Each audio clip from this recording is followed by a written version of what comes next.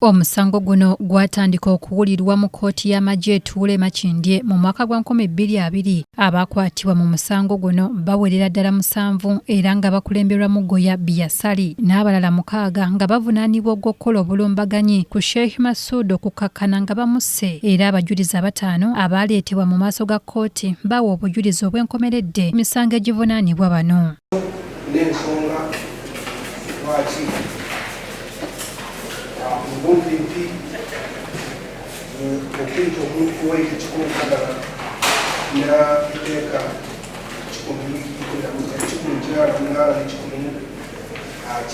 10 nkaba ekiva mu Mu kusoma ensala y'omusango guno olwaleero, ssentebe wa kkooti Brigadier General Freeman Robert Mugabe ategeezezza nti abavunaanibwa bwe baasomerwa emisango egibavunaanibwa bagyegaana, kyokka nga baali bamanyi ekituufu ekintu ekiviiriddeko okwonoona ebiseera bya kkooti eno ssaako n'ensimbi. Mugoya nga tannasalirwa kibonerezo kino ng'ayita mu munnamateeka we Captain Nsubuga Busagwa yasaba kkooti emubeerere ya kisa, emuwe ekibonerezo ekisaamusaamu kubanga ye ng'omuntu si muzzi wa misango. Wabula omuwaabi wa gavumenti Lieutenant Alex Lasito Mukwana yawakanyiza okusaba kuno ng'agamba nti ebikolwa nga bino bikyase nnyo mu kiseera kino. Ssentebe wa kkooti eno Brigadier Robert Freeman Mugabe yasinzidde wano oluvannyuma lw'okuwuliriza enjuyi zombi n'ategeeza nti Mugoya Biasali agenda kumala emyezi 41 mu nkomyo.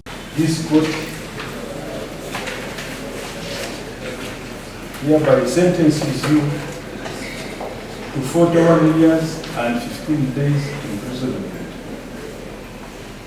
You have the right of appeal within 14 days if you are not satisfied with the decision of this court. We saw done at Makindye this 2nd day of October 2023 under my hand and seal of this court.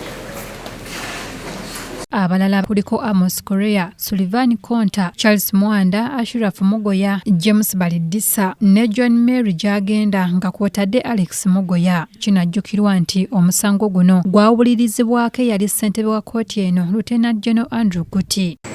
Kikolebwe ku nga bwekyandibeere kituukaana ekibonerezo kibamuwaire nze kintupaire bwana ku mutima gwange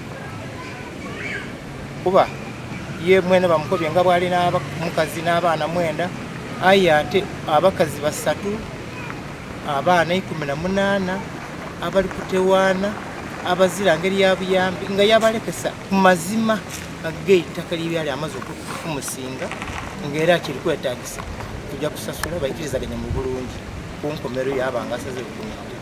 Kale nze mu bulamu bwange nga mutowe atifunyemu isano were katono kati era mbaire nsaba ensi yetegereze enkola yebakoze ku mwana Biasaali Mugoya okumusalira emyaka 4 omundala.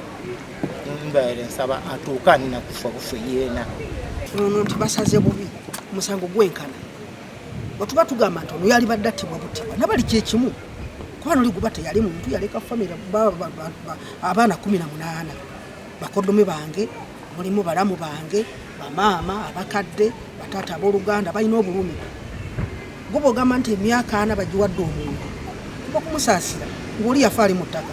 Sheikh Mutumba yakubwa amasasi agamuttirawo ng'ennaku z'omwezi 14 omwezi ogwa January omwaka 2020 ku Remba Trading Center mu district y'e Bujuri. Kusaba eyongere okutuwa okundondereza n'abantu abandi babaleka bakaali baliyo bakatutaawanya tibagemebwa.